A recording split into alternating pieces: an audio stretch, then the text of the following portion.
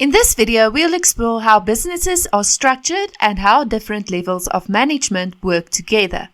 Management helps a business to plan, organize people and tasks, lead teams, and control performance. Management is organized into a pyramid. The top level makes big decisions, the middle level turns plans into action, and the lower level manages daily work.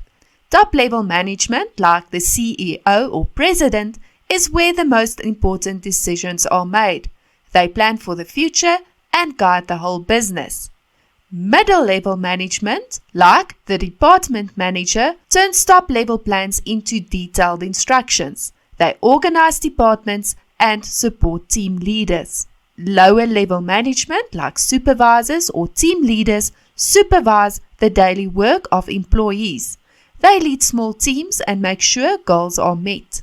All levels of management use the four functions: planning, organizing, leading, and controlling, but in different ways depending on their role. To sum up, businesses have 3 levels of management. Each one plays a different role, but they all help the business succeed. And that's a wrap on today's fascinating journey through the world of knowledge.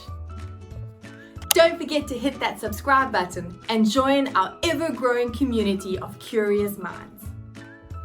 We can't wait to embark on new educational adventures together.